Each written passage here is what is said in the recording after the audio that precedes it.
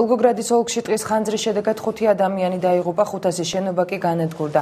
ტოლიათში საგანგებო მდგომარეობა გამოცხადდა, ხანძარი გუშინ ვოლგოგრადისა და სარატოვის ოლქებში გაჩნდა. ვოლგოგრადის ოლქში უკვე დაიწყო 500 შენობა ნაგებობა, აქედან 380 საცხოვრებელი სახლია. ცეცხლის ჩაქრობაში მეხანძრეებს სამხედროები ეხმარებიან. ფედერალური ავტომაგისტრალი ღამით გადაკეტილი იყო, ამჟამად კი ტყე ქალაქ ტოლიათთან ახლოს იწვის. მეხანძრეები ცდილობენ მის ლიკვიდაციას, რათა ხანძარი ქალაქსაც არ მოედოს.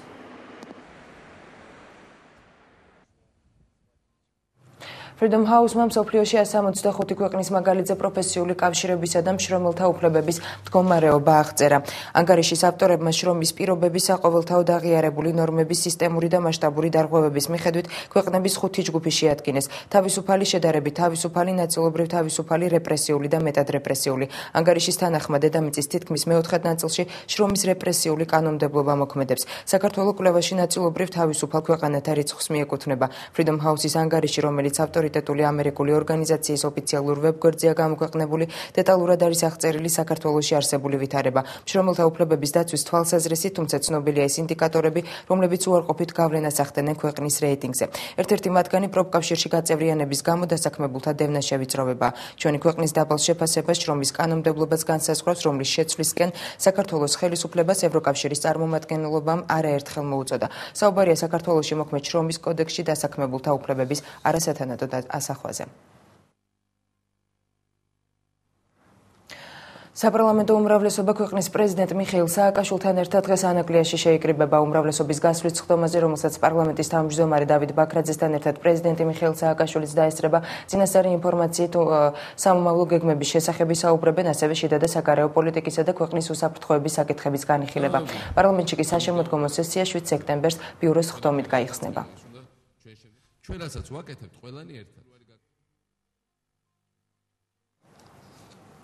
საქართველოს განათლებისა და მეცნიერების მინისტრი დიმიტრი შაშკინი იმ 114 ბათუმის, ქუთაისის, ზუგდიდის, მცხეთის, მესტიისა და თბილისის დაწყებითი კლასების პედაგოგებს შეხვდა და ნეტბუქები გადასცა, რომლებმაც კომპიუტერების საბაზისო უნარჩვევებში ტრეინინგები გაიარეს და ახალი ეროვნული სასწავლო გეგმის მოთხოვნებს გაეცნენ. საპილოტო სკოლების მასწავლებელთა გადამზადება საინფორმაციო საკომუნიკაციო ტექნოლოგიების ათვისებაში გრძელდება. ტრეინინგის შედეგად პედაგოგები კომპიუტერის საშუალებით გაკვეთილის მომზადებას, მასალის შინაარსის მართვას შეძლებენ. განათლების სამინისტროს ახალ ინიციატივას მასწავლებლები დადებითად აფასებენ. კომპიუტერები კი, რომელსაც წელს 3000-მდე პირველკლასელი მიიღებს, საერთაშორისო ექსპერტების რეკომენდაციების საფუძველზე შეიქმნა. საქართველოში უკვე არის ჩამოტანილი 3000 ნეტბუქი, რომელიც დაურიგდება 15 სექტემბერს პირველკლასელებს ბათუმის სკოლებში, ზუგდიდის სკოლებში, რამდენიმე სკოლაში, თბილისში, ქუთაისში, წეროვანში და მესტიაში. ეს არის ძალიან მნიშვნელოვანი პროექტი, რომელიც დაგვეხმარება ჩვენ, რომ ძალიან სერიოზულად ავწიოთ ხარისხი განათლების ჩვენ ქვეყანაში. გარდა ბავშვების კომპიუტერებს აგრეთვე მიიღებენ მასწავლებლები, კლასის დამრიგებლები, რომლებიც ეხლა გადიან სპეციალურ მომზადებას, თუ როგორ გამოიყენონ ეს ნეტბუქები სასწავლო პროცესის დროს. პირველი კლასის მასწავლებლებმა გაიარეს ტრეინინგები ამასთან დაკავშირებით და იგეგმება კიდევ მასწავლებლთა პროფესიული განვითარების ეროვნული ცენტრი და ინტელი გეგმავენ კიდევ ტრეინინგებს. ეს ისეთი რაღაცა არის, რომ ბავშვები მაინც ხალისდებიან და უკეთესად ისწავლიან გაკვეთილებს დამატებით, რაც იქნება აუცილებლად უფრო კარგად შეასრულებენ სავარჯიშოებს და ჩემი აზრით უნდა იყოს მომავალშიც და დაინერგოს უნდა ეს.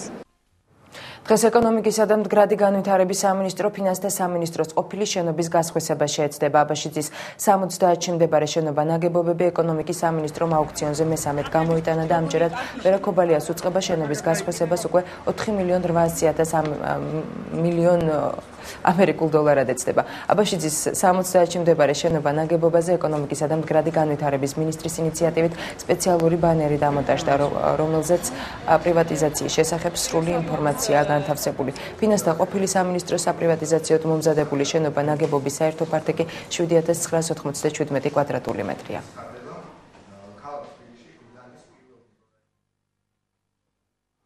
დღეს გარემოს დაცვისა და ბუნებრივი რესურსების სამინისტროში ახალი პროექტის პრეზენტაცია მოეწყო. გაეროს განვითარების პროგრამა საქართველოს დაცული ტერიტორიების მხარდაჭერა და ბიომრავალფეროვნების დაცვას იწყებს. 7 წლიანი პროექტი დაცული ტერიტორიების სისტემის ფინანსურ მდგრადობასაც შეუწყობს ხელს. გაეროს განვითარების პროგრამაში განმარტავენ, რომ პროექტის განხორციელების შედეგად დაცული ტერიტორიების სისტემამ საკმარისი და სტაბილური შემოსავლების უზრუნველყოფა უნდა შეძლოს. გარდა ამისა, გაუმჯობესდება მისი მართვა და გაიზრდება ფინანსური და მენეჯერული შესაძლებლობებიც. ინიციატივა საქართველოს დაცული ტერიტორიების სააგენტოსა და კავკასიის დაცული ტერიტორიების ფონდთან თანამშრომლობით განხორციელდება. პროგრამის ბიუჯეტი $5,500,000 ამერიკულ დოლარში ადგენს.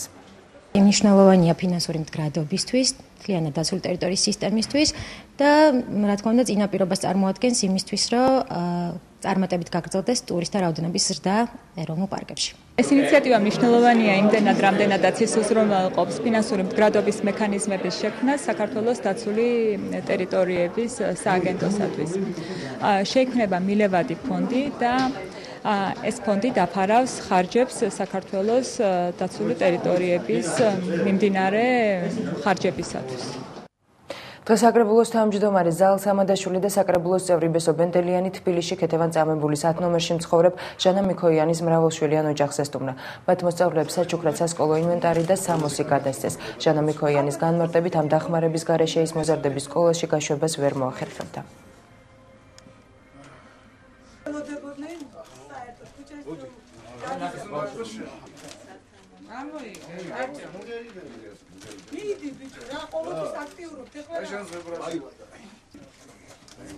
ეს არ არის პირველი შემთხვევა, როცა ჩვენ მრავალშვილიან ოჯახებს ვეხმარებთ. ამ ოჯახში მეორედ ვარ.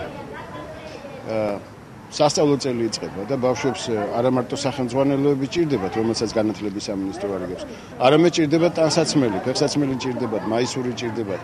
იმიტომ რომ 15 სექტემბერი არის დღესასწაული პატარებისთვის და მათი მშობლებისთვის და აუცილებელია რომ სადღესასწაულო დღეს კონდეს შესაბამისი განწყობა და შესაბამისად იყვნენ ჩაცმულები ბავშვები. ამიტომ აი საკრებულოს წევრები მე და ბატონი ბესო დღეს აქ ვიმყოფებით სწორედ იმისათვის რომ აი ამ ბავშვებისთვის სადღესასწაულო განწყობა შეგვექმნა 15 სექტემბერს. დიდი მნიშვნელობა ჰქონდა დღევანდელ დღეს ჩვენთვის და დიდი სიხარული მოიტანა რომ სკოლაში სასკოლო ნივთები ტანსაცმლად მოუტანა რომ ჩემი შვილები ეხლა ყველა დიდი იმედით და დიდი აი მადლობით რა ვიცი ყველანაირად ჩვენზე უკვე დამოკიდებული რომ სკოლაში სწავლენ როგორ აგიხსნათ აი სიტყვებიც არ ყოფილს რა არ ქონდა იმედი რომ ბავშვებს გაუშვებდეს სკოლაში და შეძლებს დაგვარად კი რა გადააჭარბა მოლოდინს და მოვიდა და დაგვაფასა